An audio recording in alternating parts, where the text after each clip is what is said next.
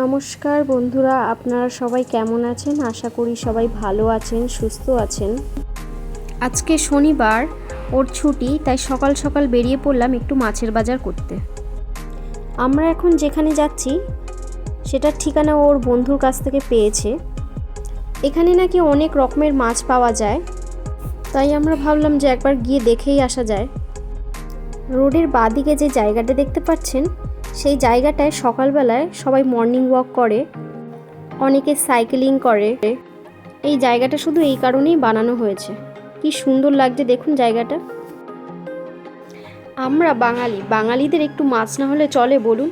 সেই এক সপ্তাহ ধরে মাছ ফাছ কিছু খাওয়া হয়নি, কেমন জানি লাগছিল, অস্বস্তিকর। তাই ভাবলাম পুরো এক সপ্তাহের জন্য একবারে মাছ কিনে রেখে দেব।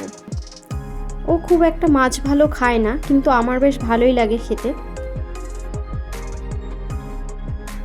দেখুন দূর থেকে রাস্তা শেষ হলে যে বড় বড় বিল্ডিংগুলো দেখা যাচ্ছে, পুরো কুয়াশার জন্য আবছা আবছা লাগছে। কি সুন্দর লাগছে দেখুন, কি সুন্দর অপূর্ব দৃশ্য। ও মাছের মধ্যে রুই মাছ, কাতলা মাছ, চিংড়ি মাছ, ভেটকি মাছ, এইসব মাছগুলো ভালো খায়, কিন্তু আমি প্রায় সব মাছই খাই। এই যে আমরা চলে আসলাম মাছের দোকানে। এখানে অনেক রকমের মাছ ছিল। আমাদের প্রথমেই যেটা চোখে পড়লো সেটা ছিল বাগদা চিংড়ি, তাই আমরা 1 কিলো বাগদা চিংড়ি নিয়ে নিলাম। মাছগুলো একদম ফ্রেশ ছিল। তারপর আমরা আরও অনেক মাছ দেখছিলাম। সামনে আবার ভেটকি মাছও রাখা ছিল। ও যেহেতু ভেটকি মাছও খায়, তাই আমরা একটা ভেটকি মাছও নিয়ে নিয়েছিলাম। ভেটকি মাছটাও বেশ ফ্রেশ ছিল। তারপর একটা অদ্ভুত মাছ চোখে পড়ল। দোকানের দাদা সেই মাছটাই দেখাচ্ছিল, এটা শার্ক মাছ, বেবি শার্ক মাছ। তারপর একটা পমফ্রেট মাছও নিলাম।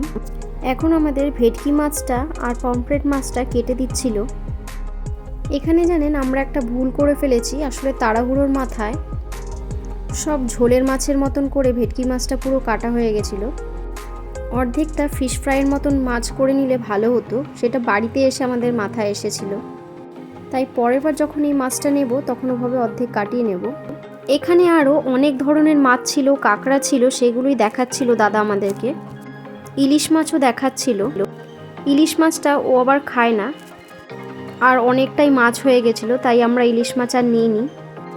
এই যে এখানে আমাদের কাটা সব হয়ে গেছে মাছ নিয়ে বেরিয়ে পড়বো এখন।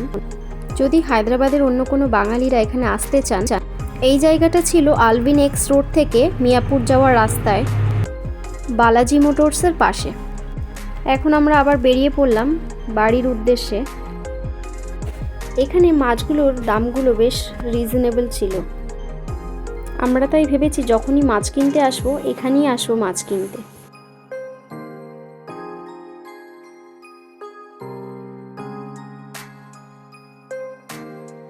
বাড়ির দিকে যেতে যেতেই ভাবছিলাম যে কি বানানো যায় আজকে বাড়িতে গিয়ে।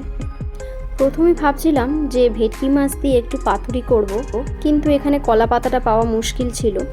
তাই ও আমাকে বলল যে একটু ডাব চিংড়ি করো। তাই এই দাদার দোকান থেকে যাওয়ার সময় ডাব নিয়ে নিলাম। বাড়িতে এসেই আসলে তাড়াহুড়ো করে সব রান্না শুরু করে দিয়েছিলাম, তাই আর সেগুলোর ভিডিও করা হয়নি। মাটির হাঁড়ির একটা ঢাকনা ছিল, সেটা দিয়েই দম দিয়ে দিয়েছিলাম। 30 মিনিট মতন দম দিয়েছিলাম। খেতে বেশ সুস্বাদু হয়েছিল খুব।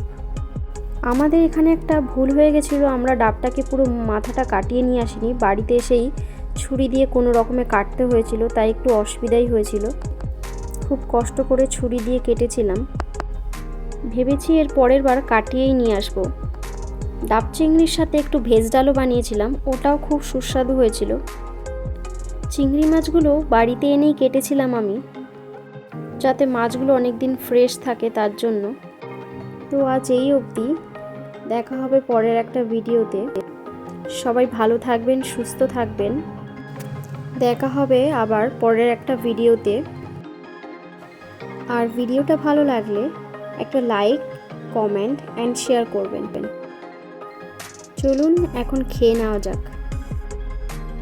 আর নিজেকে সামলে রাখা যাচ্ছে না।